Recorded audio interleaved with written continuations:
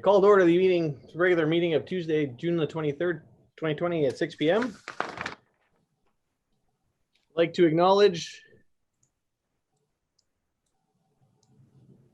that we are pleased to be here today on the traditional territory of Treaty 6. We acknowledge all those who share a deep connection with this land. The city of Beaumont respects the histories, languages, and cultures of all of Canada's First Peoples, whether they be of First Nation, Métis, or Inuit descent, and appreciates that their presence continues to enrich Canada's vibrant communities. We are all treaty people. Are there any changes to the agenda tonight?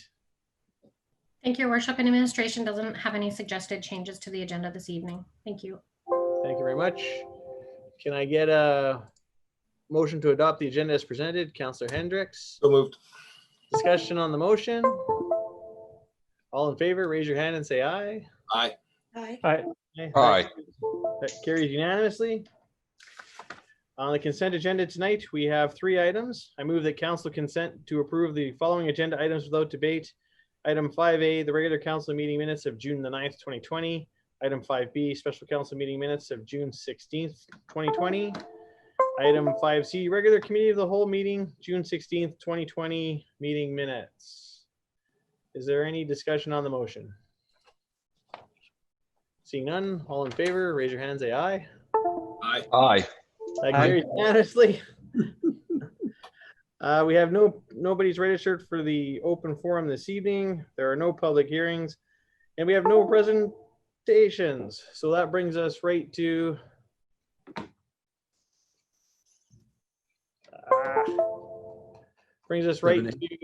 oh, we do have a presentation. Sorry, item 7A, bus on demand presentation. I turn it over to the CAO to get us going. All right. Thank you very much, Mayor Stewart, members of council. You'll notice that Mr. John Stapovi is joining us. John is from Pacific Western Transportation. You may recognize him. We've done quite a bit of work with them in the last couple of years. What we want to bring to you today, and through some discussions that we've had with our Southern Region partners, we've been exploring the notion of bus on demand, and we've been speaking with Pacific Western Transportation. We've made no commitments. We've signed no documents or anything else, but what we discovered is this could be a very good solution for the city of Beaumont. It's being done in a number of other cities, and John's going to talk about that in a minute. So what we decided we would like to do is bring this information to council, and that's why we're here tonight. Bring it to you.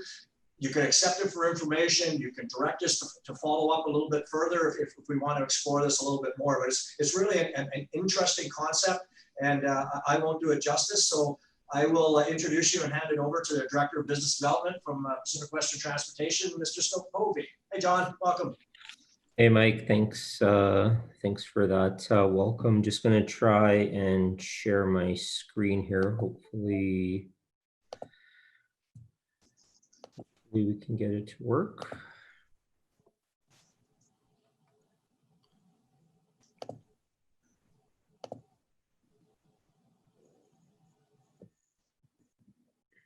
Are we good on everyone else's end there?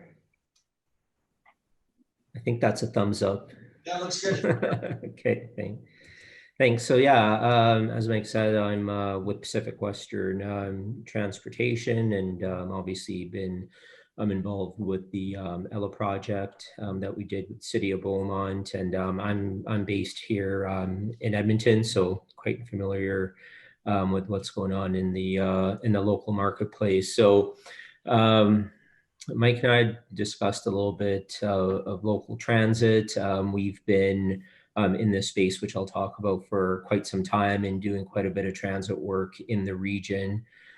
So it's probably a good opportunity to kind of fill everyone in on what on demand is, and kind of what and how it can support communities' growth and mobility and things like that. So really the objectives here is to really more so inform, and I encourage any questions. This doesn't, maybe it has to be formal on your guys' end, but if there's any questions, I mean, please feel free to chime in as well. So we'll talk a little bit about commuter, about local, and then you know, some out there thoughts a little bit on kind of an integrated approach to connected transit.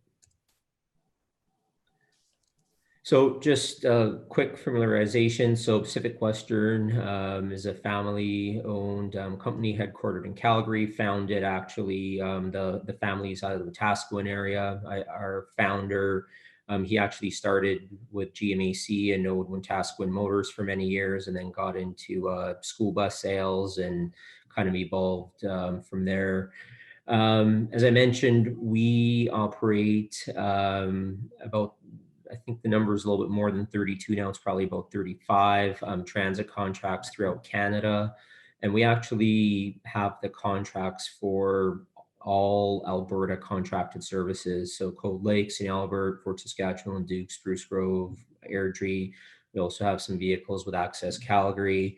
And I guess it's public knowledge, but we're the lead proponent for the city of Edmonton for their on-demand service that they're implementing as part of their bus network redesign.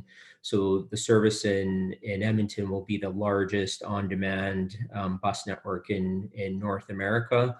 And we're just kind of in those again, contract negotiations with the city. So there'll be more news on that for anyone that's not aware. And out of these transit contracts that we have 5 that are demand-based transit systems. So some contracted on demand. So again, in Calgary, that's us, Cochrane. We've actually been doing an on-demand commuter transit link in Atchison now for about 3.5 years. And that just connects basically the commuter that runs between Spruce Grove and Edmonton into the Atchison Business Park, and then basically moves commuters into their place of work. We're also working with Okotoks and Airdrie, and then in Ontario and BC, we are not operating those, but those are just examples of other contracted services in Canada that are demand-based. So when we think about on demand, I mean, Uber's probably the easiest comparison, because I think most of us probably at one point or another have at least heard of Uber, if not tried it. But essentially it's an app, and you can see the vehicle and you can order the vehicle. And depending on the services, you can order in advance. So we see in Cochrane, for instance, many of the users are commuters. So they use the on-demand service to connect into the commuter service that runs between Cochrane and Calgary. So they're booking their seat on the on-demand service a week in advance, because they know that every morning they have to be at the commuter bus for 7 a.m. So they just book it.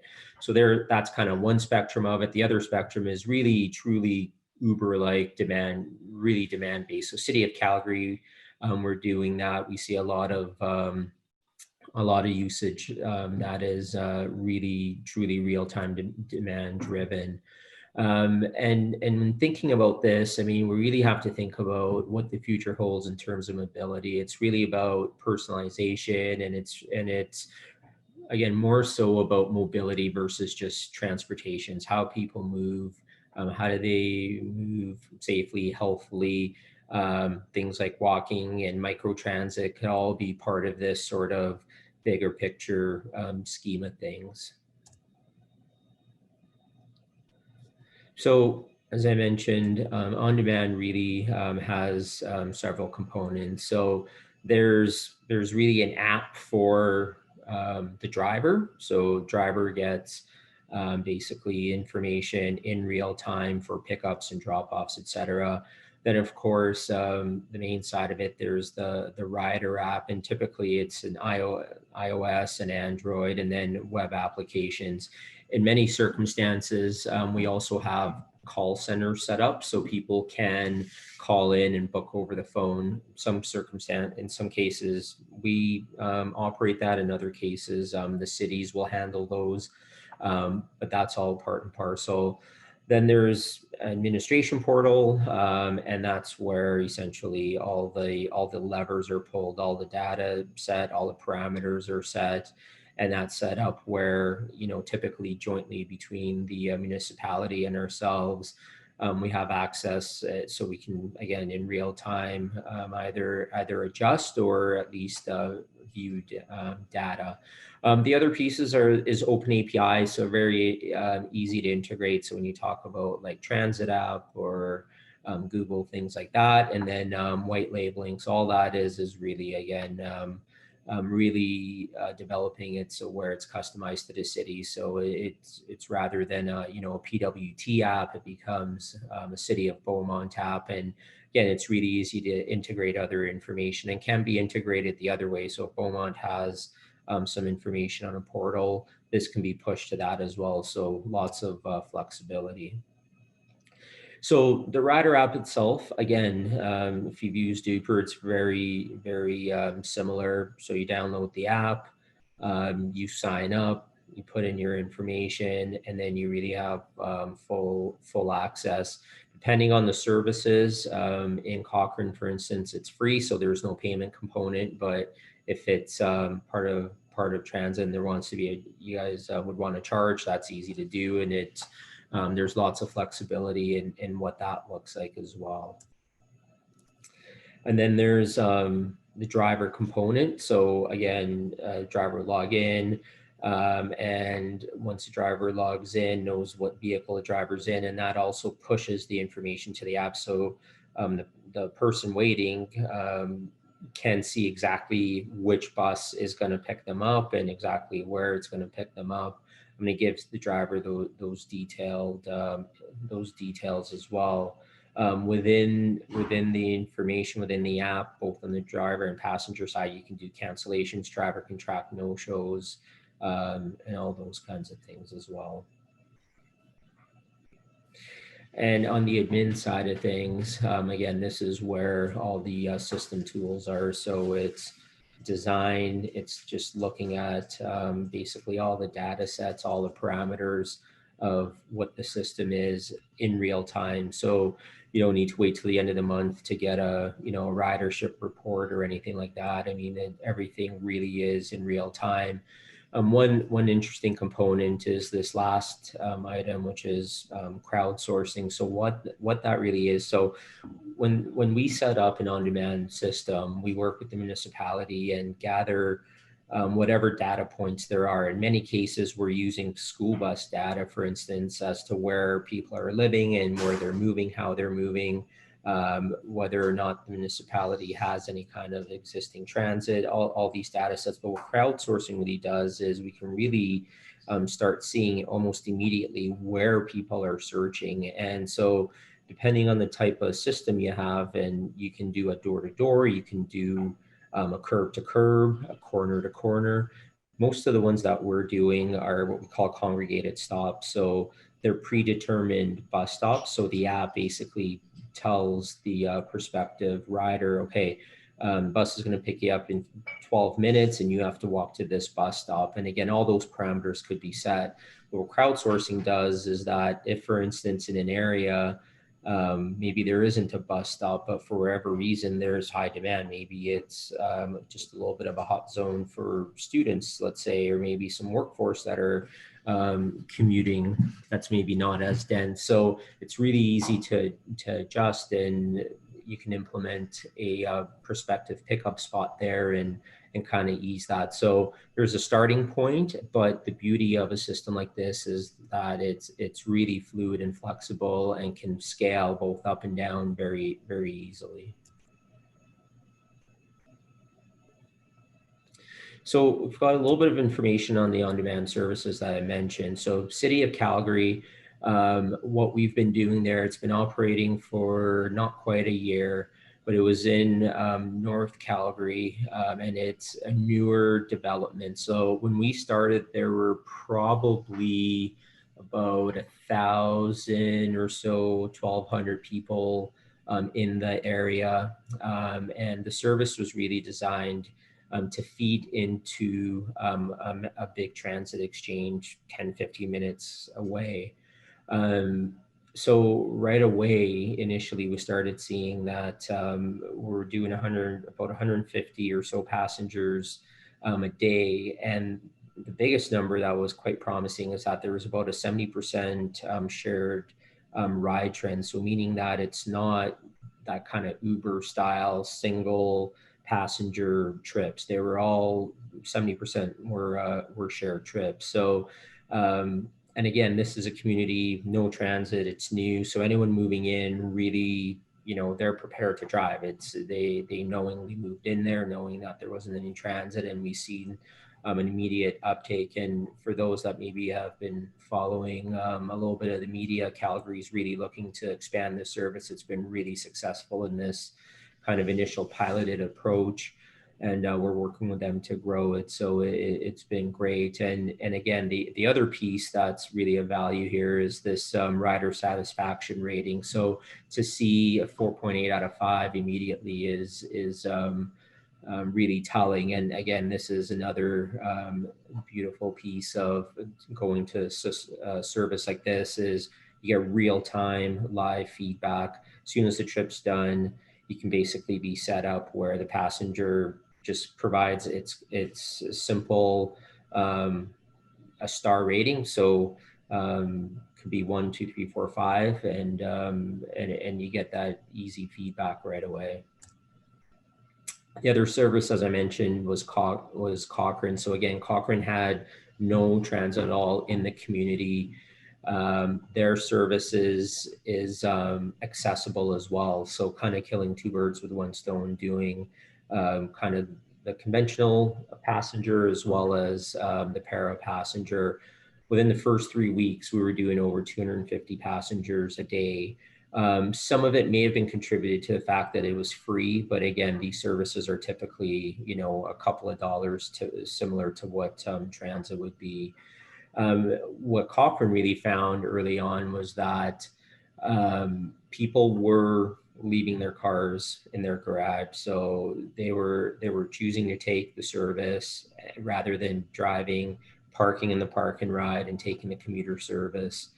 So that was really interesting, and again, real high percentage of shared rides and quite significant rider satisfaction rating as well. I should also maybe mention that with on-demand services, there's a number of models to work with. So for Cochrane, for instance, they own the vehicles and maintain them. We provide the service. We provide the drivers, the dispatch, the technology, the call center. In Calgary, we actually own the vehicles. So in Calgary, we started with 2 minivans, one being accessible. And within 2 months, we had to grow to a 13-passenger Sprinter style van. So we have that van and 2 minivans now operating in Calgary. So the models can be flexible. We can, a contractor like us can certainly provide full turnkey with vehicles and everything, or the city can, or it could be a potential mix. So looking at, you know, obviously Beaumont has the commuter service. So there's some opportunity in terms of looking at some options with it. So with the commuter, I mean, we sort of sought an opportunity and said, hey, you know, extending the route kind of a bit more southbound through the community could really drive a little bit of ridership. You know, the buses in operation, so really coming through. So how do you really leverage the existing service to really drive more ridership? So we believe there's you know, a significant amount of opportunity to grow there with some, again, adjustment of routing and things like that. From a local perspective, I mean, we looked at it, and you know, we really don't think fixed route is the answer. Again, I think everything we've seen in communities where transit doesn't exist or didn't exist before, on demand's been successful. And then just thinking about Beaumont's demographics, young families. I mean, I think tech savvy and with Beaumont being positioned as really a tech hub. I think there's a lot of alignment, and I think there would be a lot of support. So on demand, even aside from those factors, really make sense in a community like Beaumont. And like I said, the beauty of it is that it's very easy to scale up and react really quickly and almost in real time. And then just looking at service hours, I mean, there's, I think, a lot of room and an opportunity to kind of play around with, extending certain peaks, potentially adding some midday in the commuter. And again, if we think about routing and service hours, it could really drive some ridership numbers. I think we're kind of getting to the end here. So, the other piece we think about is really this connected approach. And I think Beaumont's a well-positioned community to really leverage kind of three items that we think about is the commuter service. Again, lots of opportunity to go south, not just through the community, but thinking about the county in general, airport, Leduc, that kind of regional extension to the services, and the connectivity that on demand could really bring and feed into the commuter service as well. And again, I think there's lots of opportunity to cross utilize equipment potentially and fleet. And again, the fleet's there, it's already paid for. So how do we get better utilization? How do we grow ridership? And how do we sort of provide a service that people are going to want to use? And then the third component of that is the automated side of it. So again, Beaumont was a test bed, and there's a lot of opportunity to look at long-term potential of integration with all three items into this greater connected mobility network, essentially, for the city of Beaumont. And that's it. Thank you, folks, for your time. And if anyone has any questions, we'd be happy to chat further.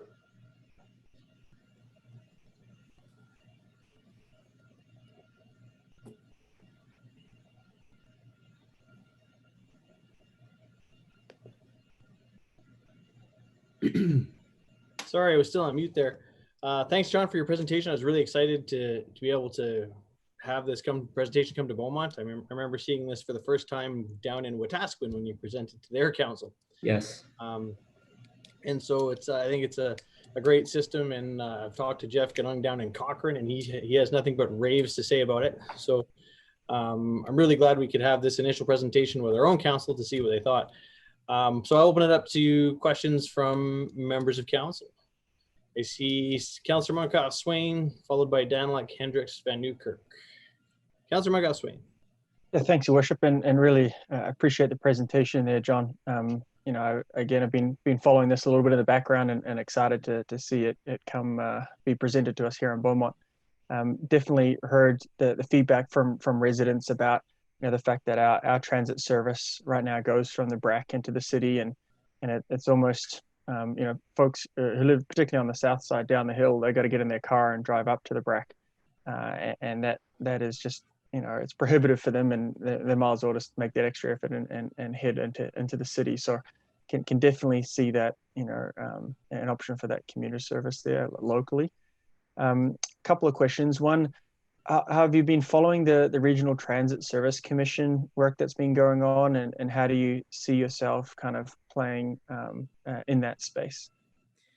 Yeah, we have, obviously, for selfish reasons, because like I mentioned, we basically operate all the regional transit contracts that are out in the marketplace right now. So, for us, I think we'll see different opportunity. I think with what the city of Edmonton is doing with on-demand and their bus network redesign, we really can see that flowing out further, and the opportunity to continue to kind of leverage that out regionally potentially.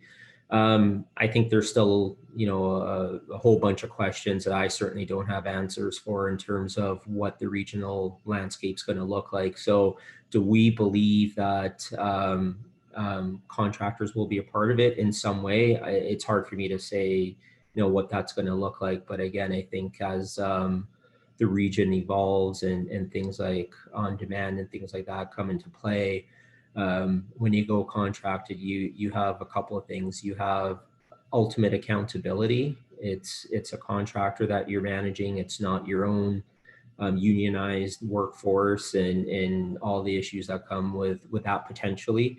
But you also get flexibility. We can, if we need a few more vehicles, we go and buy fleet and bring it in. So I think that's what communities get when they go to this kind of approach is flexibility and accountability. Yeah, thanks. And you'll be familiar. Obviously, the Regional Transit Commission is a long way from coming into fruition, but some good momentum there. Obviously, one of the routes heading into the airport and the other one into the city, but looking at more time and frequency, I guess, and on weekends. So I think, from those two routes, I think we should be well positioned, but certainly I can see the value in locally in and around the community for sure. So I just, the second follow-up question, if you don't mind, Your Worship, is just around that turnkey approach where, I think obviously every municipality is watching their budget pretty closely, particularly in this time. So could you just explain a little bit more about how that would actually work if you were to look at setting up that turnkey approach coming into the city here? Yeah, so I would say not much different other than cost in the setup that you would have with the city of Edmonton for the commuter service. So the other difference being the city of Beaumont owns the buses, right? But if we come in fully turnkey, we basically supply the buses. We would work with you to determine, what's the best approach. We would want to keep them locally. Like we wouldn't want to drive them into Edmonton to park them. So we either utilize a city facility for parking, or we look at a facility depending on, how big it gets and all that kind of thing.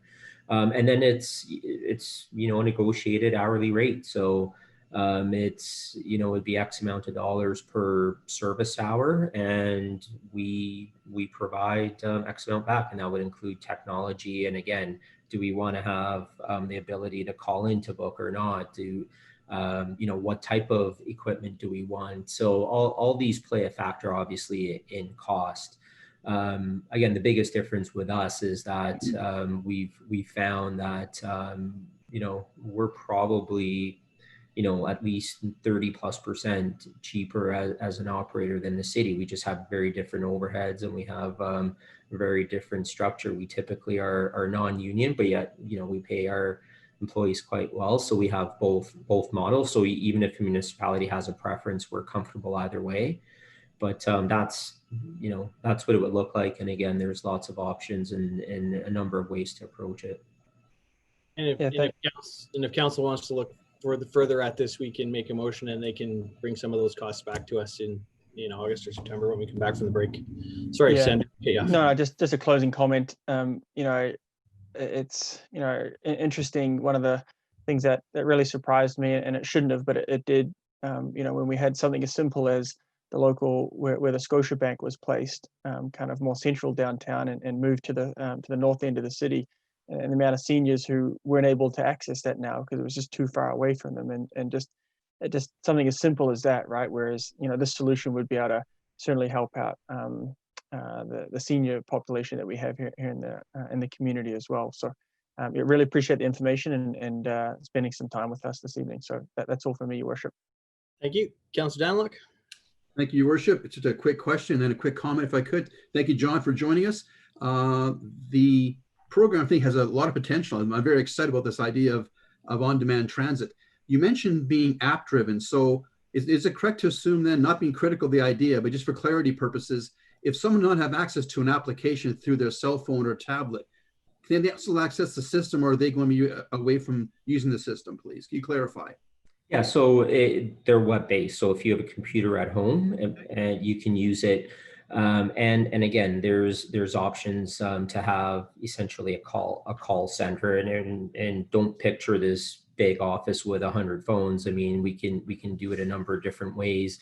Right now, for the Southern Alberta ones, we have a shared call center. It's out of Calgary, and Cochrane, Okotoks dial in there, and we'll be doing something similar for the city of Edmonton.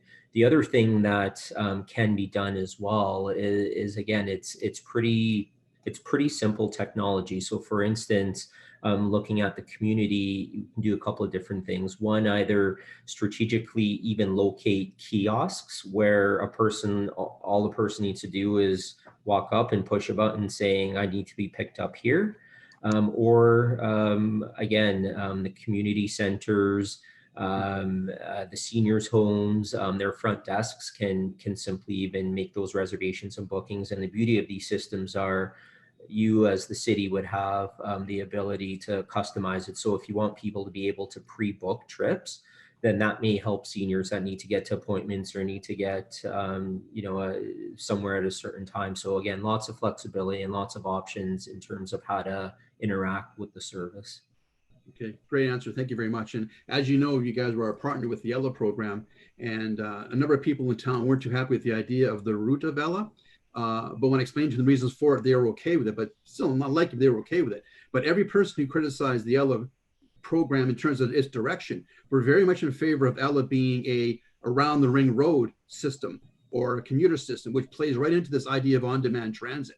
So I think there's a huge demand based on feedback from people about the program last year that they were saying, well, if it was around the city, we'd love this idea. Well, that just tells me there's a huge on-demand capacity for people to take this program and really embrace it. So thank administration for bringing it to us, outside the box thinking. And that's what our council is all about, is doing something different and being creative for our citizens. And I think being able to have our seniors, especially going from their home to a bank or the doctor's office, on-demand service, that's a huge up for our community. So I'm looking forward to more information going forward. Thank you, Mayor Stewart. Thank you. Councillor Hendricks, followed by Councillor Van Nieuwkerk. Thank you, Your Worship, and thank you to the presenter. Certainly transit's been a conversation in Beaumont for many, many years. Just looking for a real-time example. For example, if you were someone who was a hockey fan, you want to go to an Oilers game, you want to get there, you want to get back, or you want to go to the Eskimos, you want to get there and get back, save the trip by way of any drinking and driving, which would be a huge plus, of course. How would you do it? Well, anything can be done, of course. It's pretty hard to get into those details without really analyzing the entire system. So again, this is where I'm thinking about that integration of commuter and local and commuter. You don't necessarily have to think about it as just peak service, right? So just think about the connectivity into Edmonton. So if you extend those hours, then it's really easy to coordinate that commuter service with the on-demand service and get the person basically from, the corner. I wouldn't say their doorstep, because I wouldn't necessarily recommend that, but from the corner, connecting into the commuter service, and then that commuter service obviously into LRT ideally, and then to the stadium, and then the same way home. So there's options to do it. And, the biggest thing is again, integrating those technologies. So in thinking about something like that, ideally, Beaumont would bring that commuter service into Edmonton back in-house and all part of this grander sort of approach to transit, because I think there'd be some challenges doing it where essentially two different contract holders, City of Edmonton being a contractor and private sector being a contractor. Right. Again, we've experienced things where, that bus is scheduled to leave the terminal at 4:05, it leaves at 4:05, regardless if the train is just pulling up and all it needs to do is wait another minute to get 12 people on it. So that's where, when you own it and you have that flexibility and to hold someone like us accountable is where the benefits are. Right. So in the past, many moons ago, we had the Shiwi family, Shiwi bus lines. I don't know if you're familiar with the name. I'm not familiar with. So they would have a bus available for all the big events downtown. Yep. And they would pick you up what used to be called Chateau on the Hill. And that was the spot. And it would be a full bus, and you'd find your way down to the game or wherever you're going and then back. So there was always a pent up demand for that style and type of busing, for sure. Mm-hmm. Mainly after hours, the late night commute, which has always been the issue for Beaumont. The other thing is that we've done a full transit study, and hopefully the administration can offer you some of the intel from that. You know, the earlier discussion was on the programming we currently have, which is sort of a you know, park and ride at this point. But there is another phase, multiple phases to that study. As the ridership builds, it turns into another phase. So maybe that would help, you know, make your business case for us moving forward. I'm all about making it happen on your behalf. So. Sure, and Councillor, and you know, your point about you know, that demand for the late night and special events. I mean, when you contract with someone like us, you essentially, as the municipality, have full control. So if Beaumont decides that it's going to have, you know, an Eskimo special for every game day, easy enough for us to do it. It's not about going back to the union and saying, hey, okay, now let's look at the board and who can do it, and do we have capacity, and do we have enough drivers. We essentially become an extension of the municipality, and you just have so much more control in how you want to do it. So the local service can actually pick everyone up, feed them into this charter that's, you know, at a central location, take him to the Eskimo game. We wait there like the other ETS buses do, and then we bring them back and redistribute everyone back to their homes. So lots of options. Yeah, we have concert options, you know, all sorts of things where a lot of Beaumontonians are heading there. And if they can do it safely, without driving and without trying to find the parking and all the rest, I think it'd be a thumbs up. And I think vice versa. I think the thought also needs to be in place about getting some people into Beaumont for events. I think Beaumont does a great job of you know, markets and festivals and things like that, and you know, could provide Edmontonians or just kind of around the region some access to that as well easily. Okay, great, thank you. Awesome. Councilor Van Newkirk. Yeah, thank you. During your presentation, you chatted kind of high level about one, I don't remember if it was Cochrane or Airdrie, that brought in the service free, and you know, the other one would charge a couple bucks a ride or whatever. Do you have any insight into for the ones that charged, how they're doing, big picture? Are they a break even, or are they a subsidy, or do you know that level of data? I mean, basically every transit system in the world subsidized. So I would venture safely say that, yes, they're subsidized in some form.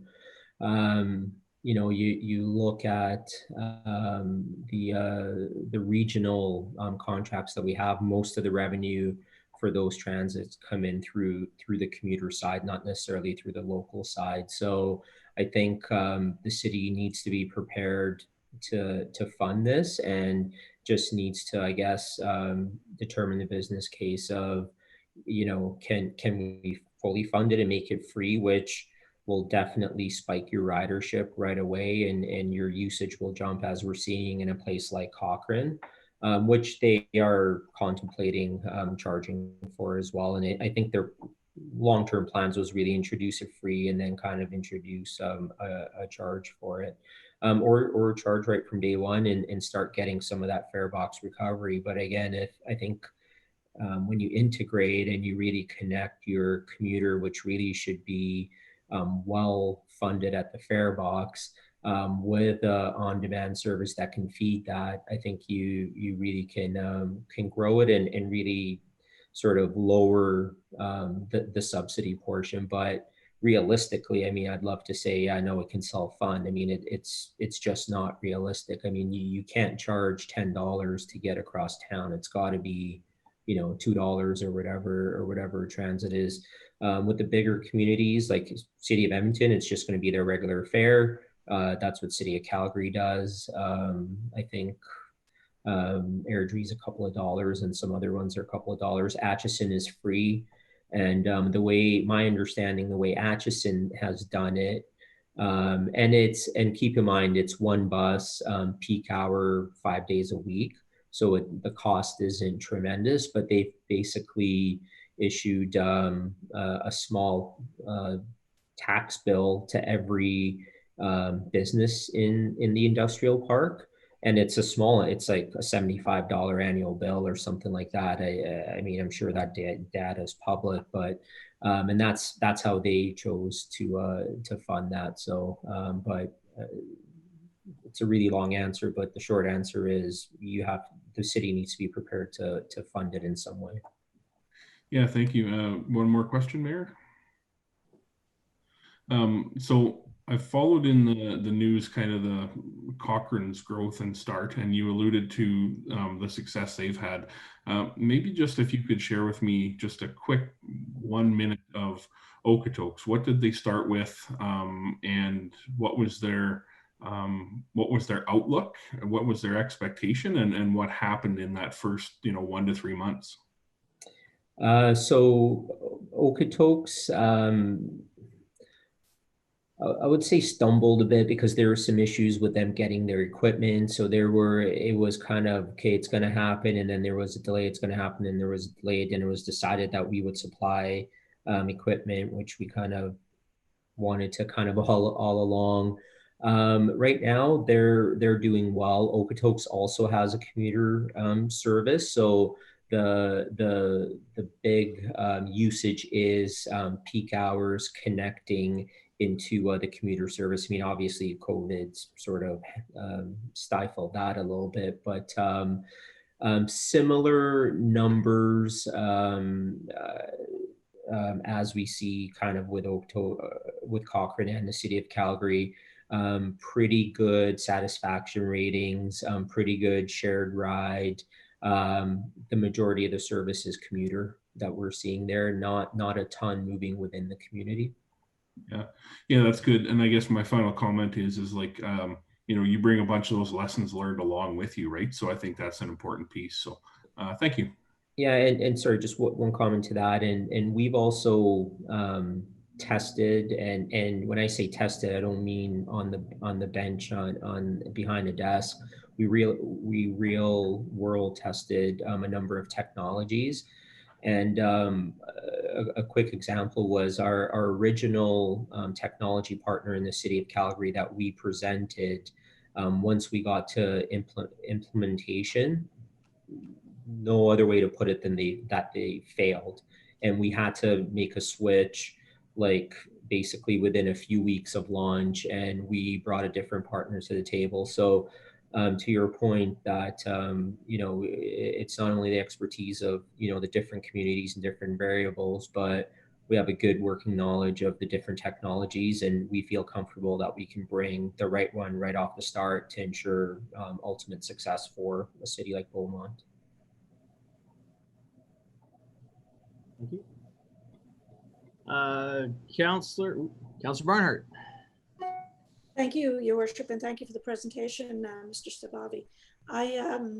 I've heard lots of answers to the questions, and I think at this point, if you ask for a motion, Mayor, I would be pleased to make that. I have a little bit of a wording of one. I don't know if that's going to help, or if you have one in mind. Well, I have one in mind, but go ahead. We will wordsmith it together. Well, essentially, I think I'd like to move that council direct the administration to bring back a report on the potential of on-demand service integrating with our existing transit system. Okay, or just options for a transit system, because let's not forget. I can play with that, but I do have some specific questions that I'd like to see in that report, as I'm sure others do. And one of them would be, how is it going to integrate into the future of the plans the way we have envisioned them so far? I don't think we want to add tremendous cost, but we want to add service that makes sense. The business case, I'm not sure I've got enough information yet. I don't think we do. As to how does the cost weigh with the benefits, and the timing, given our budget time in the fall, I'm just not sure how this is all going to fit in, and whether or not there's going to be any additional dollars in the next year's budget to work for this. So I guess all of those parts to it, everything's nice to have, but it comes down to, can we actually afford it right now? And what are we going to get for that? So any wording that gets to those, I'm good with. Yeah, no, I'm thinking those are exactly the kind of things that need to come back in the next report, especially surrounding costs and timing and things like that. So I'm okay with your motion. But like I say, our contract with the city of Edmonton's up, so I would just direct the administration to come back with options for both commuter and on-demand transit. And that's not going to preclude continuing our contract with the city of Edmonton if that's the best route. Sorry, John, but let's go explore the whole thing. That sound fair? So I don't know if Ms. Winter has the motion combined or whether she needs us to craft it further, but maybe there's questions from councilors that want to ask. Yeah. Councilor Margot Swain, you had a comment? Yeah, my only addition would be just to put a time frame around this. You know, you hit the nail on the head with our contract being up at the end of this year. I don't want to give a time frame for administration. They're the ones who know how quickly they can work through this. But I just want to make sure that that there's clear direction from us to administration on when we want to see this come back. Just go back to the CAO. Could we pull it together by August or earlier? Before I answer that, Shane, did you want to pipe in anything? Sorry. That's okay. Thank you, Your Worship. Through you to Councillor Barnhart.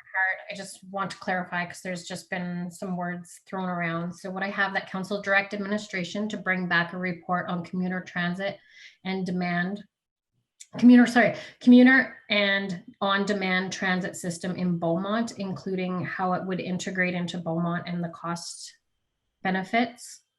And then I was just waiting for the time frame. Is that capturing what you were wanting, Councillor Barnhart? Yes, yes, it does. Thank you, Shane. You got that very well, Ms. Winter. And then from my perspective, I think we can pull this together and bring it to, well, we're about to enter our summer break, but bring it to our August meeting and then review the numbers and go from there. That sounds doable, doesn't it, John? I know in conversations we had, I think we're pretty close. Yeah, it's doable on our end to put some budgets together for sure. Okay, so put August as the time frame. Sure. And I guess we'll go for discussion on the motion. Seeing none, all in favor, raise your hand, say aye. Aye. Aye. That carries unanimously, and yeah, looking forward to seeing that report. The more I see this technology, the more excited I get about it. So, John, thank you very much for presenting tonight. It's still an awesome thing in my mind. So, I appreciate you being here with us. Yeah, thank you for the opportunity. And again, any other questions probably could be directed through Mike. And looking forward to working with the city again. Thanks, everybody. Appreciate Thanks, it. John. John. All right, at this point, we're going to take 5 and I'm going to try and fix some of my technological problems and we'll go from there. Yeah, so take a quick 5.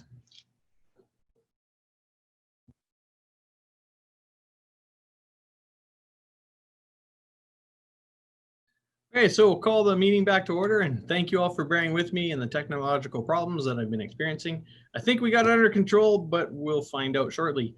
We're moving on to item 8A, the swearing in ceremony for our new Deputy Mayor, Councillor Stout. But just before we do that, I'd like to take the opportunity to thank Councillor Van Newkirk, the outgoing Deputy Mayor. You did a great job under trying circumstances due to COVID-19, and I really do appreciate all the time and effort you've put into your role over the last 8 months of your term as Deputy Mayor. And just like to say thank you very much, and we'll go from there. So thank you, Steve. Well done. Appreciate it. And turn it over to Ms. Winter. Thank you, Your Worship.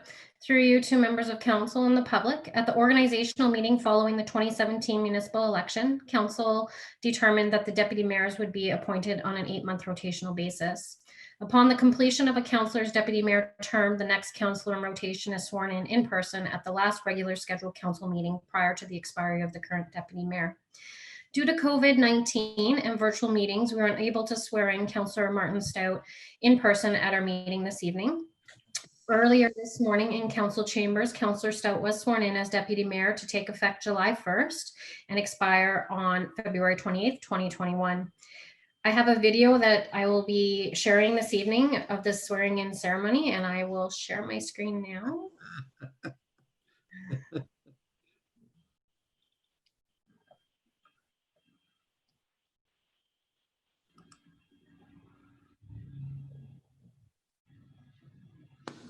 Martin Stout, do you solemnly affirm that you will diligently, faithfully, and to the best of your ability execute according to law the office of Deputy Mayor for the City of Beaumont from July 1st, 2020 to February 28th, 2021? I solemnly affirm.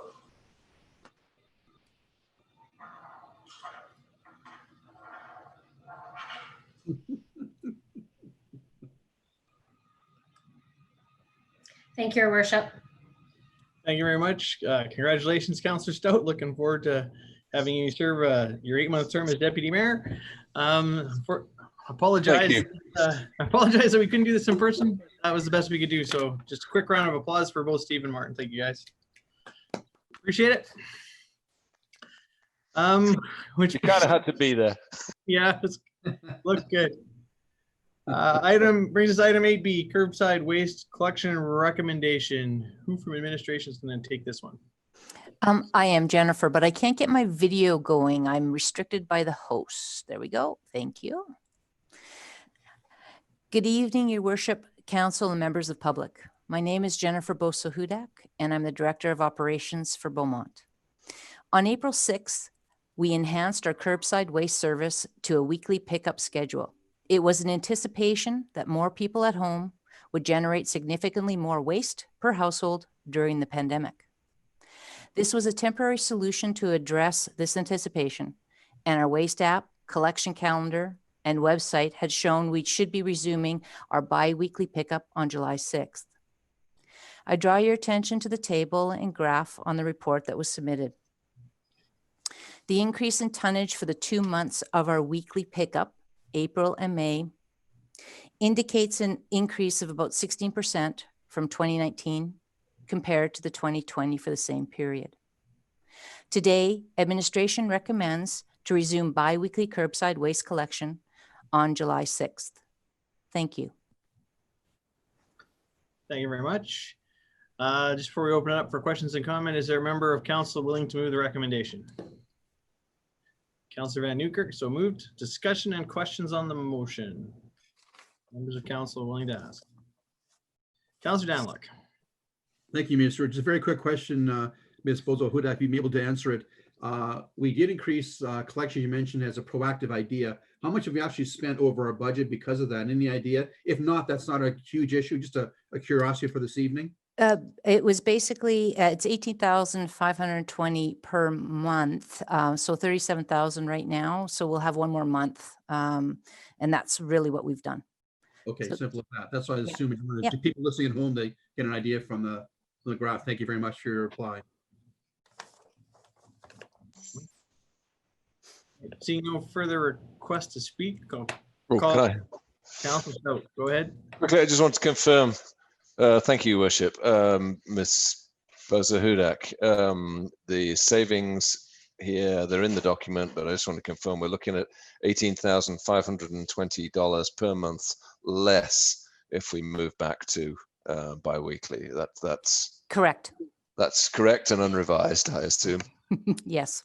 Okay, thank you. Just wanted to put a dollar amount on it. Thanks.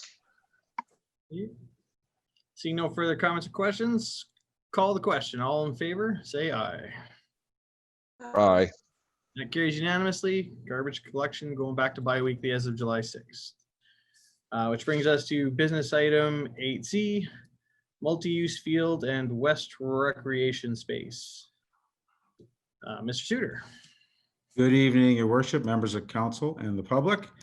Tonight's subject for me is the multi-use field and we're calling west recreation space. I'm seeking a recommendation this evening that council directs administration to proceed with public input on concepts for construction of a multi-use field at Four Seasons Park and a recreation space for the west 80 acres the city owns. Of course, all of this flows through our master plan that was adopted January of 2020, which is a strategic and vision framework for the city, and everything that's both in the operation and capital budget for 2020 flows with that as a guiding principle document. Council approved a feasibility study to be undertaken as part of the 2020 capital budget for what we call the football field located at Four Seasons Park. It is in fact actually a football field with 2 ball diamonds on it. It's just to the south end of the Beaumont Composite High School. We engaged Tetra Tech Canada to do a feasibility site study for both geotechnical and environmental study to see if there was a suitable site to disturb and to construct a multi-use synthetic field, multi-sport, multi-use synthetic field. And the report came back and there were no concerns, environmentally or geotechnical, with that site. And as such, we then looked at a concept of what we could fit into that space. As part of the package the council has, you'll see a concept for a artificial, multi-use, multi-sport field. Basically, football and soccer markings are on that. And you will also see that with the footprint of that field, it will overrun both ball diamond number 4 and number 5, which of course are very key to the city's inventory. That field is used for high school football and minor football, amongst other uses, as well as blitz fastball and some other ball, both in diamonds 4 and 5. So, you know, there's some concerns when you look at that footprint of that proposed field, multi-use field, with those 2 diamonds being affected. There just isn't enough physical space there to get the proper dimensions for both football dimensions and a soccer regulation field. Hey, Paul. Sorry, go ahead. Yeah. Is it possible to bring that up or yeah, I'm going to try to share that right now. Okay, and thank you know that I struggle with doing that, but I'm going to try my best. Can you see it? Yeah. There we go. Yeah. Great. So that's for the public watching in and for council to look at. You'll see diamonds 4 and 5 are underneath the footprint of that multi-use field. Obviously, there's some amenities around the field. Berm seating on the east side with some trees, and we've got the bleachers on the west side and some storage area. As well at the north end of the field, there's a proposed grass training area, which could be used for a variety of sports and activities by both the school and user groups and the public at large. However, we have to consider drainage in the area, so taking up this much real estate is still allowing for drainage, which has been a concern in some of the areas to the south and to the southeast of that field. And as part of an improvement strategy going forward, we would incorporate those concerns into anything that we would do with that site. However, the downside, as you can see, is the loss of those diamonds, which we will talk about here in a moment. So also as part of the 2020 capital budget, council funded a proposed diamond at the Milieu Park. We've been looking at that as some potential options of what can fit there. I'm just going to share what we have here.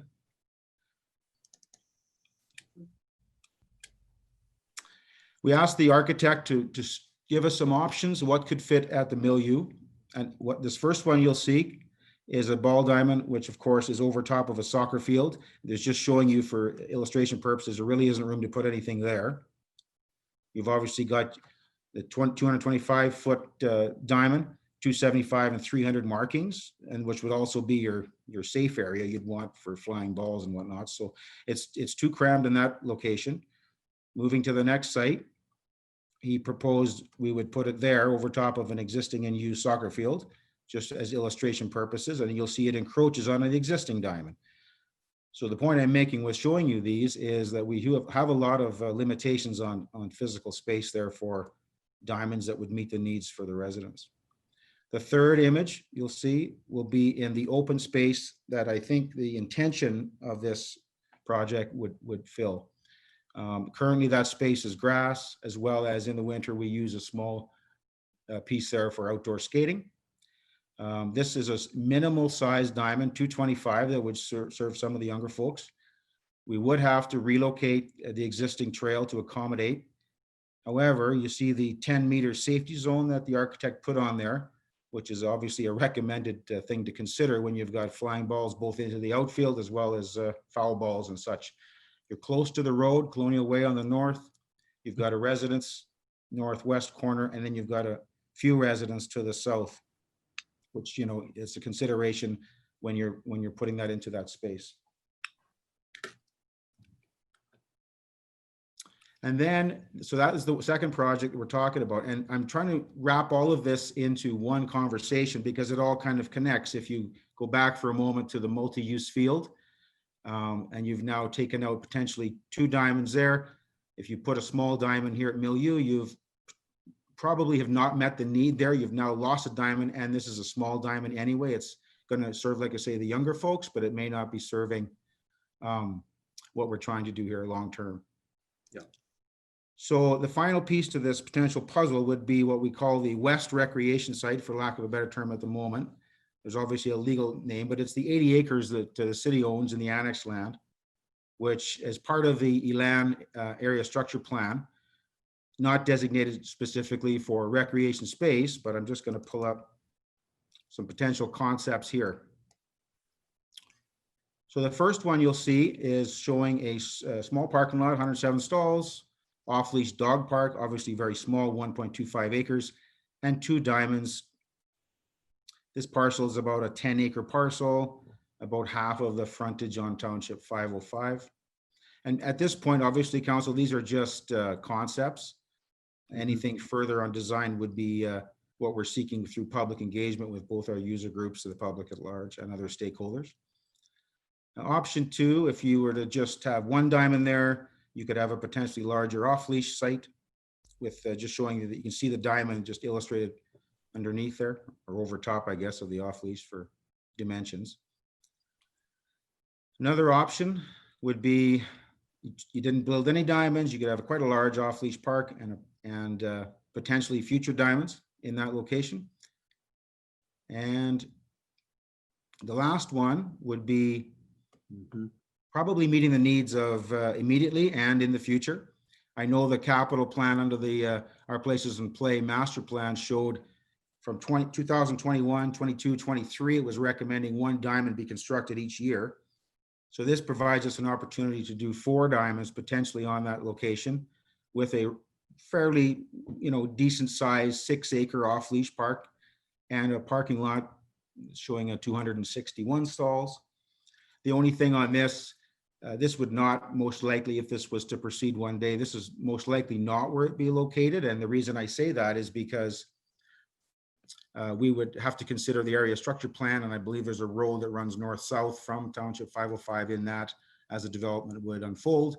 So we'd have to design anything there around that space. But these are just concepts for council to have a look at in the public that's tuning in.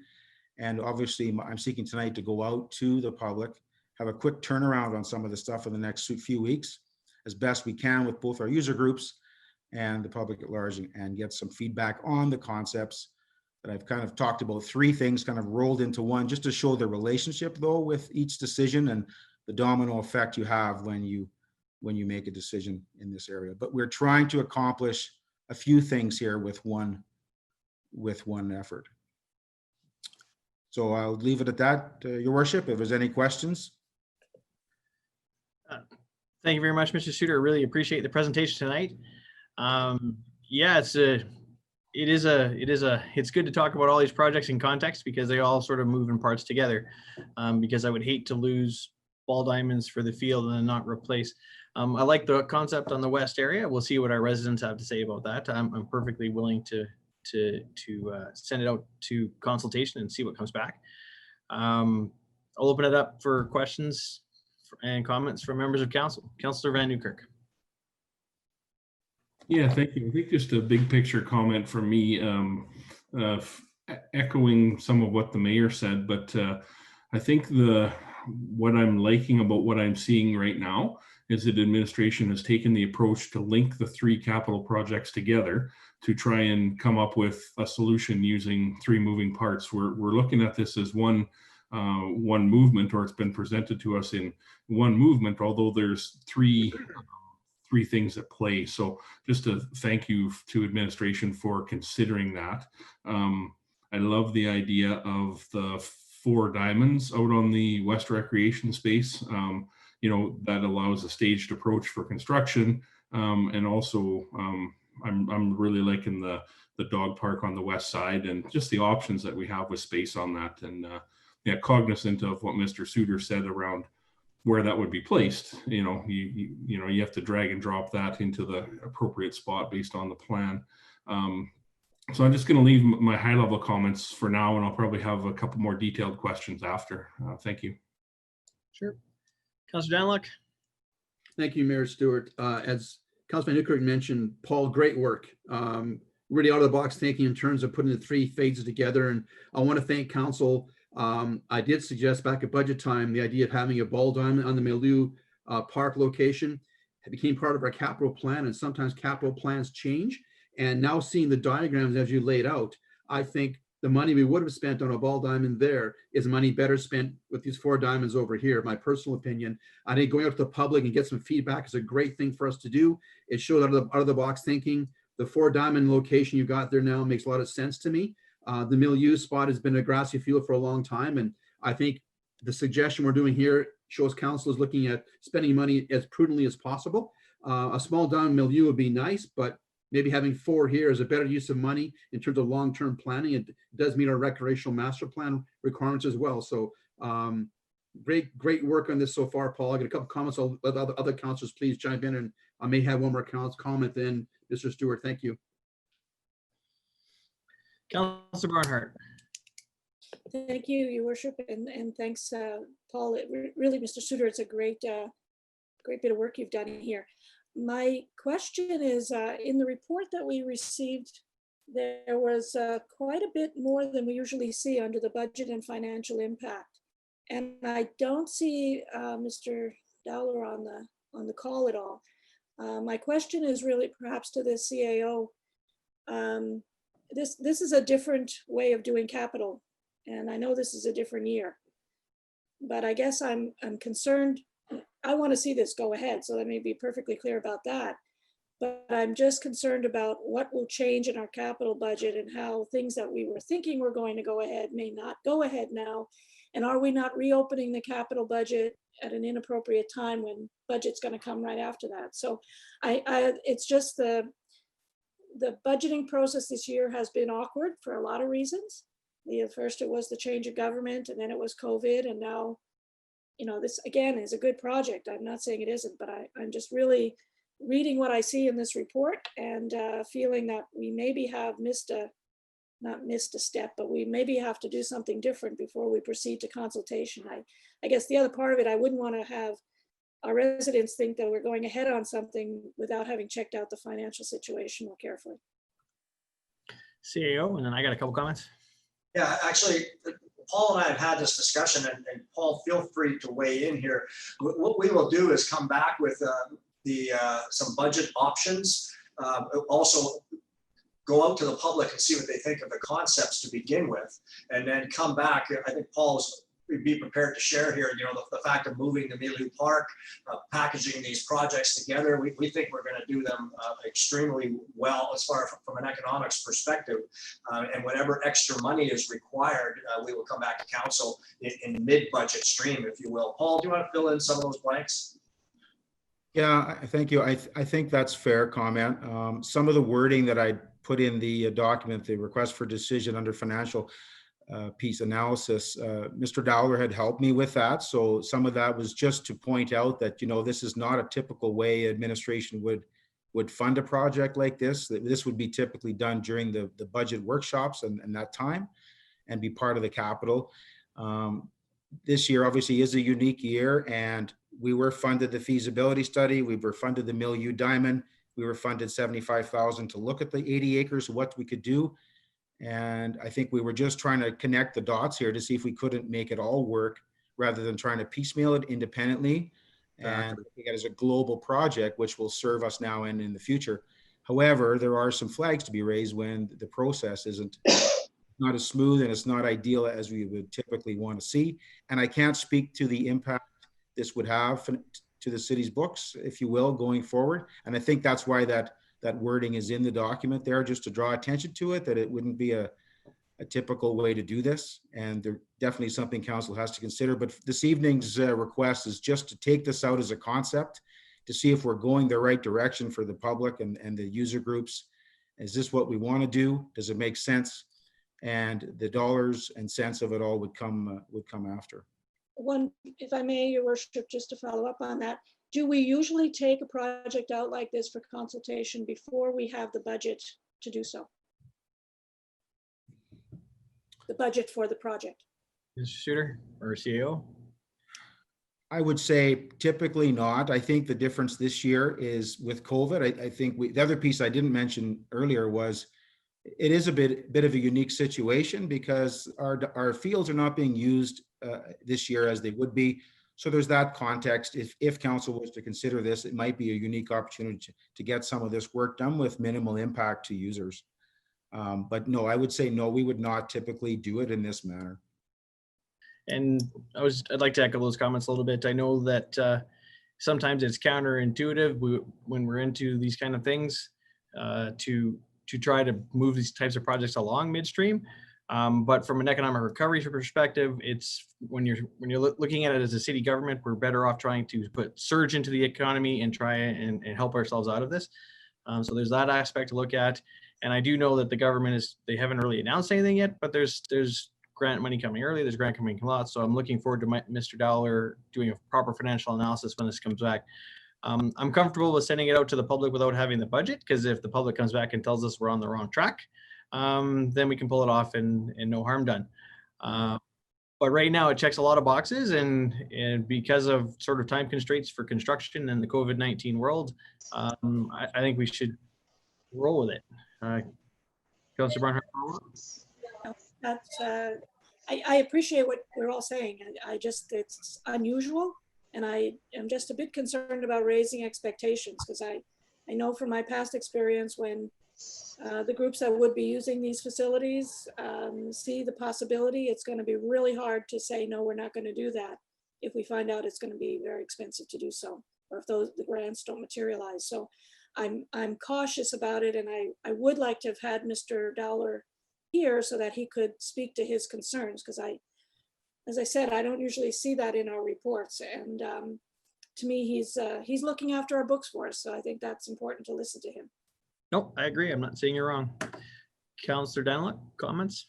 Thank you, Mayor Stewart. Just to emphasize too, so Paul, if I may briefly, going back to the diagram of the proposed multi-use field, I know from previous discussion that is the optimal design for a proper field to be having enough space to have the proper dimensions and so on, which means sacrificing 2 ball diamonds.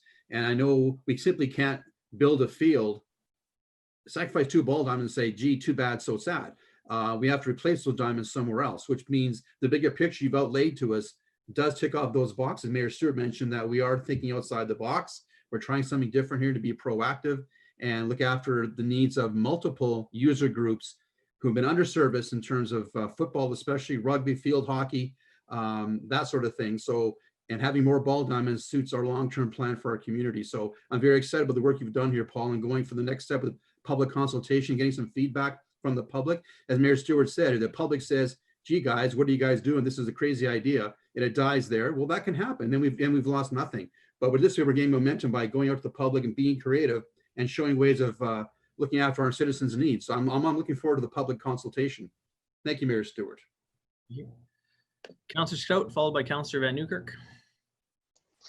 No, I was just going to I'm willing to volunteer to move this if it goes forward to public consultation. I don't see any real alternative at this stage to public consultation. I certainly don't feel competent to decide which best meets the public need. Okay, Councillor Van Newkirk.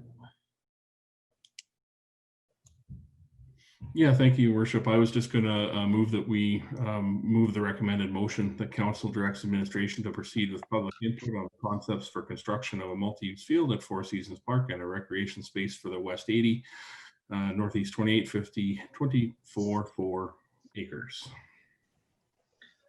We have a motion on the floor. Discussion on the motion? No.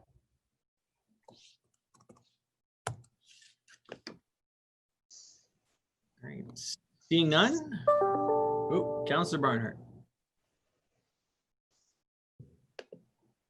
I just want to let people know why I am not voting in favor of this motion, and it's strictly because I don't think the timing is right. I think we should have the financial information first and then the consultation after. So I will be voting against the motion at this time, not because I don't see it as an important thing to do, but I don't have enough information on the finances. And I just think that the order in which we're doing this is incorrect, but that's my opinion, and I just will be voting against it. Yeah, fair enough. Councillor Hendricks, comments? Yeah, Your Worship, just on the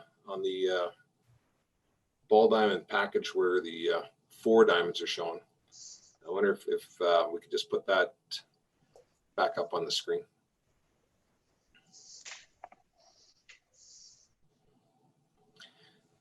Right.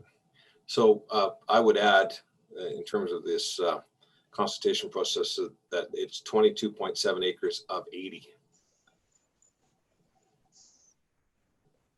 Right. I just want to make sure people understand there's an 80-acre site there for recreational purposes, and this is just a portion of it.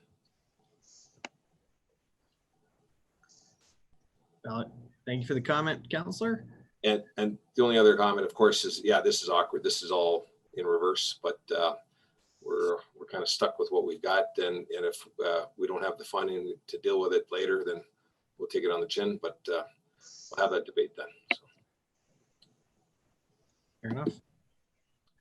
No further discussion. Can we get back to not sharing the screen? Sorry. Need to be able to see everybody. Thank you. So call the question. All those in favor of the motion, raise your hand and say aye. Aye. Aye. Aye. All those opposed? That's one. Motion carries 6-1. Councillor Barnard opposed. Thank you, Council. Thank you, Paul. Brings us to item 8D, 2020 council meeting summer schedule. Ms. Winter. Thank you, Your Worship. Through you to the members of the public and council. A review of council administration absences during the summer months of July and August has been completed. In the past, council has had the opportunity to divide the meeting schedule to accommodate for these absences. Should council decide to reduce the number of meetings and they encounter a number of items that need to be addressed, consideration would be given to rescheduling the meetings. Tonight, administration is looking for support that council cancel the July 21st, 2020 committee of the whole meeting, and that council cancel the July 28th, 2020 and August 11th, 2020 regular council meetings, and direct administration to conduct the necessary advertising for the cancellations. Thank you. Hey, Rich. Is there a member of council prepared to move the motion as recommended? Councillor Stout. So moved, Your Worship, just with the comment that I get made deputy mayor and we cancel the immediate meetings following. I'm sure there's a correlation there. But if we hadn't done it the last couple of summers, you might have something valid, but I don't think that's the case. That's why I'm voting for it, Martin. I thought so. The whole council by me. So discussion on the motion. Just bear in mind that should it become necessary, we will of course call special meetings throughout the summer to deal with business as it emerges. Discussion on the motion. Councillor Hendricks. Just so that I got my calendar very clear, could you maybe talk about next week? Do we have anything next week? I don't think there's anything on the agenda for next week. At Enough, this yeah. Conversations were on and off about the 28th, I believe it was. Mm-hmm. The 30th. Well, we're at some point we are going to be scheduling a special meeting. But we're still waiting for some information to come back. Pretty sure we won't be next week. That's why I'm just checking my calendar here. So I thought I'd heard something about the 30th. That's the date. But okay, so nothing for the 30th, which is good. Yeah, that's correct. There is no meeting scheduled for the 30th. Thank you. Thank you. Further discussion on the motion?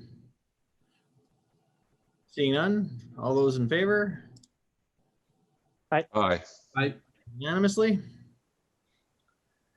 Which brings me to item 8E, notice of motion, City of Leduc collaboration. Ms. Winter, and then I will speak to my motion.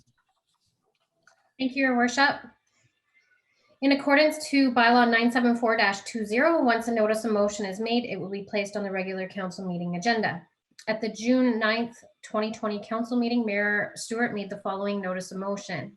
That council direct administration to work collaboratively with the City of Leduc to draft options for various regional initiatives, which could include the provision of services or memorandums of understanding that may be beneficial to both parties, as to be brought back for respective council's consideration. This evening, administration is looking for direction on how council wishes to proceed. Thank you. Thank you very much for introducing the motion. I'm looking for council support tonight on approving this motion to have some talks with the City of Leduc. Traditionally, We always have thought that the county of Leduc, as our immediately bordering neighbor, was the one to collaborate with. But over the last year, 12 months, or sorry, 18 months, it's becoming increasingly clear that we have a lot in common with the city of Leduc, and we're starting to work on some of the same initiatives. Transit's one thing. They're about to go through a big transit as they unwind themselves from the county of Leduc and transit into the RTSC. I'm not saying we join a transit system together, but there may be some lessons learned to be had. Our fire departments have been speaking about mutual aid agreements and things like that. And who knows what else could come of this. And so Mayor Young and I got together and we started talking, and we thought, well, we both have these very creative, very dynamic staffs or administrations that work for us, that if they could put their heads together, maybe there's some things that we haven't thought of that we could do just great things about. And if council endorses those talks, that will just allow our administrations to move forward and bring these sort of ideas to the table. Not really looking for any specific agenda item, but just looking for some council approval for our administrations to go out and see what can be had and see what can be done. Willing to open up the floor for questions from members of council. Councilor Hendricks? My apologies, I'm lowering my hand. Okay. Councilor Barnhart. Thank you, Your Worship. I think it's a great idea. And two areas that I raised when we were talking earlier about regional initiatives, and the last week when we had the Edmonton Metropolitan Regional Board meeting, and just raised the issues there that housing used to be considered a collaborative effort at the regional table. And while we do have the Leduc Foundation, and some of us are sitting around that table from the municipalities, it's a topic that I think joint projects can certainly come about when we have that discussion and we put it on the agenda. Mm-hmm. And I know, we've talked about that before. And the other area would be FCSS and mental health and counseling and all of those, the social infrastructure, which always seems to fall off the plate, and someone says, oh, that's the provincial responsibility. Well, it doesn't always get done there. For obvious reasons, it's hard. So I would think those are some of the areas that I definitely would like to see at least raised, to see if there's any possibility there. Yeah, no, and I agree. And that's what this motion is directed to craft, is to look at areas that we don't normally traditionally look at. And Mayor Young will be very happy to hear you make those comments, because he's been on we've been on the boards together, he and I, so I get that. He's very passionate about those areas too, and I'm more than happy to open up discussions along those items. So I support your motion. Thank you. Thank you very much. Councillor Stout, followed by Councillor Monkoff-Swain. So, thank you, Your Worship. I support all the initiatives that you've mentioned and the desire to cooperate with the City of Leduc to try and further everything there, and anything else that we might be able to find. My question really is, what does having this motion enable you to do that not having it wouldn't? Well, it's from a governance perspective, it's one of those things that if we empower our administration to go outside our borders to actually have these talks, they can actually go out and they can explore these items and put some staff time towards it, and actually put it into their working agendas to actually go have these discussions versus like we all have them, ad hoc meetings off the corner of our desk trying to squeeze it in and then try to bring it back to our two councils. We're now if both of our councils ratify this particular motion, and Leduc, the City of Leduc is looking at a very similar motion this week as well, that gives them the opportunity to actually do it and then bring it back in a coordinated way, and so that we can actually work together in a coordinated way, I guess is where I'm headed with this. Okay, thank you. That was, so effectively we're directing both administrations to do this formally instead of just hoping that somehow they'll find time to do it. Correct. Okay, thank you. And then the follow on is there a similar motion in Leduc? Do we have any expectation as to when they might pass a similar motion? It's on their, I think it's on their agenda for this week. They might have actually already had this discussion. So okay. I will go and check. Thank you. Councillor Monkoff-Swain. Yeah, thanks, Your Worship. And what I really like about this is the thinking that we're going outside the traditional areas of collaboration, and and Councillor Barnhart summed it up perfectly with that social infrastructure. So I won't speak to that. She covered that perfectly. So yeah, I fully support this and appreciate you bringing this forward and giving administration some direction on this. So thanks, and I support the motion. Thank you very much. Councillor Danilic, your hand's up. You're still on mute, Councillor. Sorry, wrong button. These darn things. I support the motion wholeheartedly. I think the work we've done the last 3 years as a council to be collaborative with our neighbors has proven to increase our relationship with our neighbors. This is formalized it a little more, so I'm all for it. Thank you very much. Thank you. And seeing no further hands or wishes to speak, discussion on the motion, I'll call the question. All those in favor? Aye. Aye. And that carries unanimously. Thank you very much. All right, we've been sitting now for about 40 minutes. Do we wish to take a quick 5 or power through the last 30 or 40 minutes of this agenda? Power through. Power through. Harry? If Councillor San Swain's got what it takes to power through, I'm with you. If you help me get through it, Perry, I think I'll manage. I'll lead the charge. Okay. Don't say I didn't offer. Brings us to bylaw item 9A, bylaws, bylaw 982-20, Rousseau redistricting, first reading. Ms. Raymond, is that you? Oh, Ms. Sangster. Okay, just turn on my microphone and camera. Good evening, Your Worship and members of council. I'm here today to present a proposed bylaw to amend the land use bylaw with respect to the Rousseau neighborhood. The land use bylaw controls the use and development of land and buildings in Beaumont, and the purpose of the proposed bylaw 982-20 is to amend the land use bylaw by redistricting a portion of the Rousseau neighborhood from agricultural holdings district to conventional neighborhood and integrated neighborhood districts. And you can see the map of where those districts will be located in Schedule A of the bylaw. The Rousseau neighborhood is located in West Beaumont, bounded by Goudreau Terrace and Four Seasons Park to the east, 50th Avenue to the north, Range Road 243 to the east, and Montrose and Four Seasons Estates to the south. The proposed bylaw affects all remaining undeveloped portions of the neighborhood, including the LeBlanc Canal. The general intent of the redistricting is to facilitate the development of the proposed integrated neighborhood parcel as a combined school park site that accommodates a kindergarten to grade 12 Francophone school, and also to facilitate the development of the remaining land as a low-density residential neighborhood as contemplated in the Rousseau Outline Plan. As you'll recall, in November 2019, the Conseil Scolaire Centre Nord received design funding for a kindergarten to grade 12 Francophone school in Beaumont. It was understood at the time that a fully serviced school site was required within a short time frame to allow for the construction of the school. So the city worked with the school board to review potential sites and identified the proposed site in Rousseau. Shortly after the government announced construction funding in April 2020, Council approved works for the preparation of the school site, and the cost of this will be recovered from the developer as the neighborhood is built out. So the school is to be located on the municipal reserve site that's been identified in the southeast portion of the plan area in the existing Rousseau Outline Plan. Under the Municipal Government Act, municipal reserve may be used as a public park or recreation area or for school board purposes.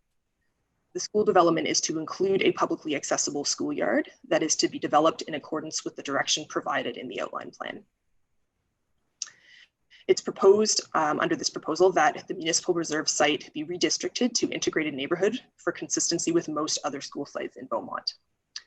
This district includes education as a permitted use, as well as building design and site planning standards appropriate for a school. The conventional neighborhood district is proposed for the remainder of the Rousseau neighborhood, which also supports consistency. This district is used for all other established residential areas in the city outside of the inner ring road, including the portions of Rousseau that have already been developed. It's intended to support lower density forms of residential development similar to what currently exists in Beaumont, as contemplated in the outline plan. Both proposed land use districts also include recreation active, recreation passive, and public utilities as permitted uses. which ensures that parks, open space, trail connections, and stormwater management facilities can also be developed as envisioned in the outline plan. The Riso redistricting application has been circulated to relevant agencies, internal departments, and adjacent landowners from May 29th to last Friday, June 19th. And an FAQ document was posted on the city's website during the same period to address common questions regarding the school site selection and the development process. Comments received during the circulation process will be reviewed in the coming days and addressed more fully at the upcoming public hearing and second and third reading. Overall, administration's view is that this redistricting proposal is consistent with the city's overall policy framework and the Riso land use concept as set out in the outline plan. Therefore, administration supports the adoption of this amendment. We ask council to move first reading of this bylaw, or alternatively, to let us know how you'd like to proceed. Thank you for your attention, and I'd be happy to respond to any questions about the bylaw. Thank you very much. Appreciate that. So I'm prepared to move first reading this evening. So I'll move first reading and open it up to questions from members of council. Councillor Van Newkirk. Yeah, thank you. Two questions. The first question, just wondering if you could speak to why commercial districting might have or was left off of this recommendation. I believe in the, I believe it was Lakeview, there was some commercial that was included after, by the time it came to the end. Just wondering if you could speak to that as it, that decision process as it sits in front of us right now. That's my first question. Thank you. Certainly. The major reason that commercial wasn't included in this redistricting proposal is that essentially, as much as possible, administration was looking to complete the redistricting in order to A, accommodate the school site, and B, ensure that the rest of the neighborhood would conform to the outline plan that was approved in 2013. And that outline plan did not include commercial as a component, so that's why we didn't look at commercial in this case. Okay, and if commercial was added, then that would have provided some kind of a hiccup or a misstep there. Maybe if you could just explain that. If we were to consider it, we would need to, if we were to look at a sort of a large scale commercial development, we might need to consider an amendment to the outline plan. One additional point that I should have noted earlier is also that within our residential districts, especially under the new land use bylaw, there is also room for smaller scale neighborhood commercial that can be included. Like a corner store or something? Yeah. Yeah. Okay. Second question, a resident reached out to me specific to attachment 3 and just wondering at what point the lots would be drawn onto this type of a picture. You know, I explained the best I could how I understood it, but just wondering if you could just go explain the process here. We're redistricting and then the next step and the next step to the point where we'd be looking at a picture like this with lots drawn on it. Thank you. Certainly. So the redistricting proposal is the step that immediately precedes potential approval of a subdivision application, which is what would involve the lotting of the land and the division into lots. And so in this case, I believe we do have before us an application for subdivision for the school site itself. With the rest of the neighborhood redistricted to the proposed conventional neighborhood, there would also be an opportunity at that point for the developer, when they desired to begin redeveloping, to submit subdivision applications to lot out the remainder of the neighborhood as well. Yeah, that's great. And you know, once this piece is done, then the next couple pieces fall into place. So yeah, thank you for the explanation. I'm happy to support first reading. Thank you.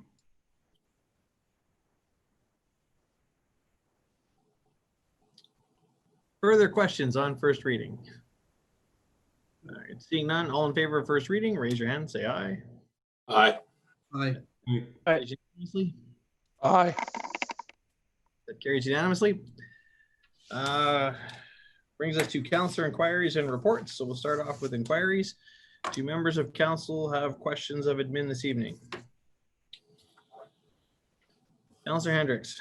Worship, just a quick one on the premium RV storage. On the notice of motion I created a while back, did any communications find their way to premium RV storage as to next steps? I think you, your worship and members of council, I can provide a little bit of an update on that for you tonight. Yes, we have reached out to Premier RV to discuss whether or not they have any additional concerns, and we are pulling together the information as requested and aiming to bring that forward to the July council meeting for council's consideration. Thank you. Councillor Van Newkirk, followed by Councillor Stout. Yeah, thank you. Two questions tonight, Your Worship. First question is regarding heavy truck traffic in Beaumont right now. I believe there was some joint work done with municipal enforcement of Beaumont and Leduc County around some heavy truck stops and making sure that the routing is correct. And just question for administration is what is being done by Beaumont right now to ensure that the heavy truck traffic that we're seeing every day is legitimately involved in the construction here and not cutting through. We have quite a bit of truck traffic because there's quite a bit going on, right? So just wondering if you could speak to that a bit. Thank you. Certainly, I can speak to that, Councillor Van Newkirk, through the mayor to the rest of council.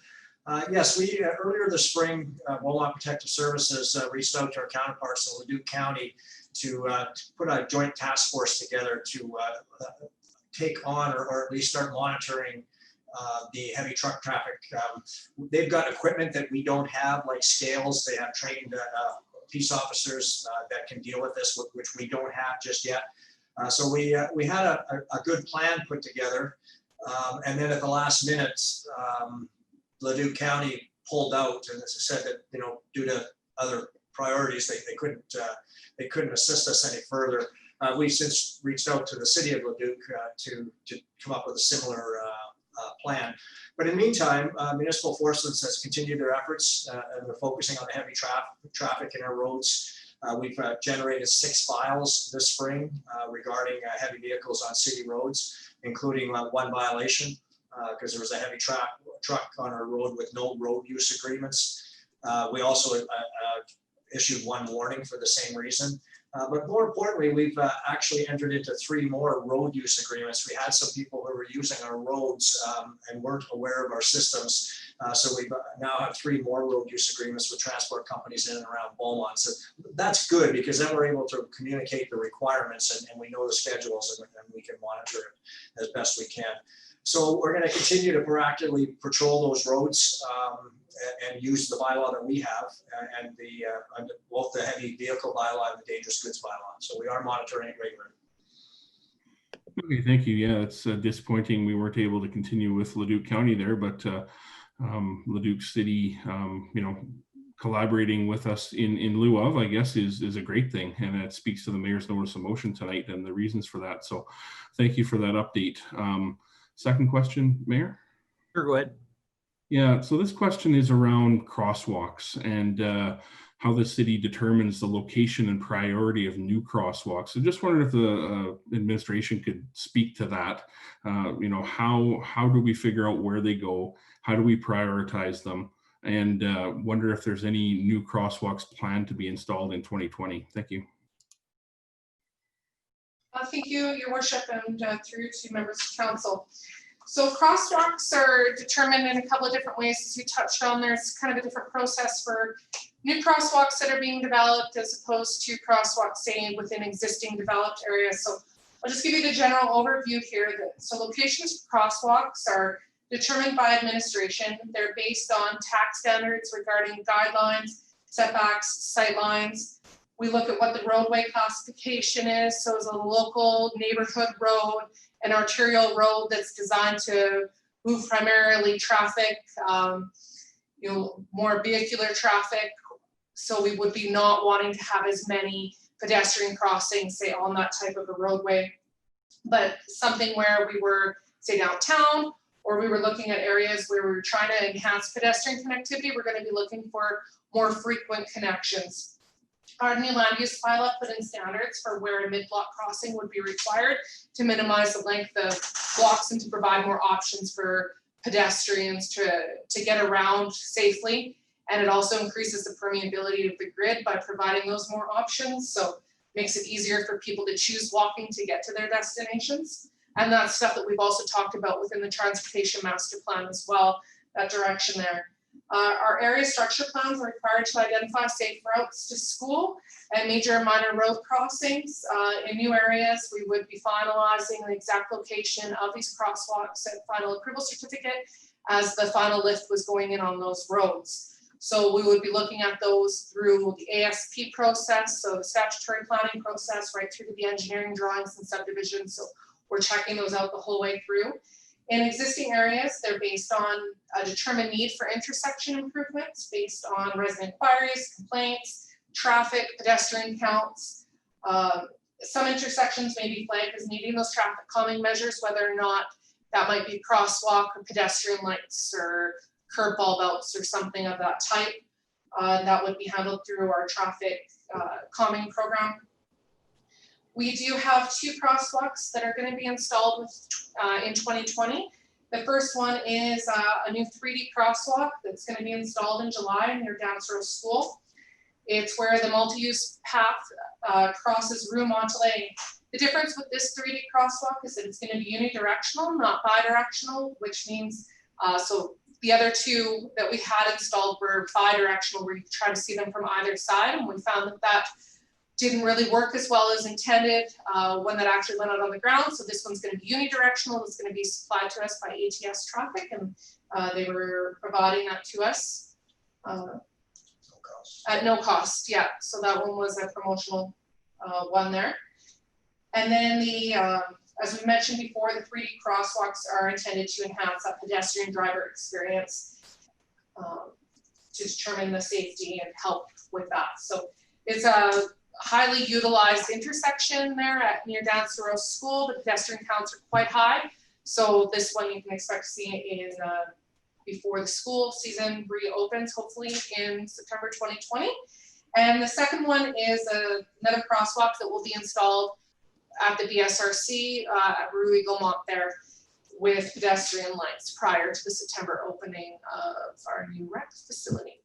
So those are the 2. So if you have any other questions for that, but I hope that answers it for you. Yeah, no, that's very comprehensive. Yeah, so it's you know, it's not just as simple as painting lines and putting up signs, although that is all it takes to do it after we answer all the questions. So my follow-up question to that would be, if there was a desire and a group of concerns for a new crosswalk to be created in a neighborhood, in an existing development to connect our trail system safely and address some traffic concerns, what would be the process we would follow to bring those concerns forward and get that evaluated and looked at? Absolutely. So they would be requesting that they put in request to the service request tracker, and then we would be following up on that accordingly. Okay. So that's the best way to make that known and to present the issues, and then we would contact and go up. Okay, thank you very much for entertaining those questions. I'll pass the mic over. Thanks. Thank you very much, Councillor Van Nieuwkerk. Councillor Stout. Thank you, Your Worship. A question that was prompted on me today. I noticed there was what looked like quite a serious accident on 41 Street and 41 Avenue and 50 Street, north of Beaumont, and I've noticed many times using that intersection that it's extremely dangerous, in my opinion. It's an accident waiting to happen. In fact, I plot my route to avoid it. But there's a lot of Beaumont residents using it. It's likely to be the Beaumont ambulance and the Beaumont firefighters who are called to an accident there. So I guess I'm looking for some kind of guidance here. What can we do? As this is outside our municipality, of course, it's within the city of Edmonton. Is there anything we can do to put pressure on Edmonton to prioritize improvement of that intersection? CAO comments? No, my only comment would be is we could reach out to them and find out where they're at as far as traffic assessment is concerned, the crimes or the accident statistics, and find out indeed where that is on a priority list. I would expect it's going to be pretty low, but we can certainly ask. I've also anecdotally heard of people putting in requests through 311 as well for things. A lot of people are complaining about potholes on the Edmonton side as well on 50th. So that could be another informal venue for people as well. But definitely you can try some more official channels. Yes, I'm happy to put my thoughts in through 311 by all means, and encourage anybody else to do the same regarding that intersection. But yeah, if we could reach out to them and ask them if there are any plans to do anything with it, because you know, like I say, whenever I drive through it, I see narrow misses all the time. Yeah, no, I do appreciate you saying, Councillor. I'll reach out through my channels to the MRB and some relationships I got, but the reality is it's solidly in the city of Edmonton. It's purview as to what they want to do with it. But we can certainly ask some questions and see what they say. Yes, that's all I'm asking, really. Thank you. Any further questions from members of council this evening? No. Are there members of council wishing to make a statement this evening? Seeing none, we're moving on to item 11, CAO's update. Yes, thank you, Your Worship, and through the rest of council. I don't have a lot. We're going to do an update on Thursday, and I'll provide just a little bit more detail specifically around COVID. But I guess if I was going to pass along any reminder, would be to our community, and that we currently have 4 active cases in Beaumont. We just had 3 recovered this week. We were at 7 earlier. There was 45 new cases in Alberta. On Sunday, the World Health Organization reported the largest single day of COVID cases worldwide. And the reason I bring that up is I just want to remind our citizens that we need to respect physical distancing, the maximum gatherings, you need to wash your hands, and you need to not touch your face. There's a lot of activity going on in our city right now. We started June 19th. We began stage 2. We saw some of our facilities start to open. People are out there having a great time. Getting a little too close, and this thing's not over yet. So Beaumont has done a remarkable job over the last 3 months, and we just urge you to be patient and take those next extra steps and keep this thing out of our city. That's basically all I have. Thank you very much, Council, Mayor. Thank you very much. And that's sort of drawing us to a close. We have no item, or so we have no correspondence. Brings us to notice of motion. Are there members of council wishing to put a notice of motion on the floor? Councillor Van Newkirk. Yes, Your Worship. Thank you. I'd like to put a notice of motion forward this evening. The notice of motion reads as follows. The council direct administration to update bylaw 671-06, the nuisance and unsightly premises bylaw, last approved in October 2006. Thank you. Thank you very much. We'll accept that notice of motion. Can you just make sure you email it off to the city clerk so it gets accurately recorded? I can, yes. Councillor Moncoswain. Yeah, thank you, Your Worship. And notice of motion from me that council direct administration to bring forward a report on conversion therapy practices in Beaumont by the end of September and include the following. A, the current state of licensing in Beaumont for the practice referred as conversion therapy. B, what other municipalities are doing to prohibit conversion therapy practices.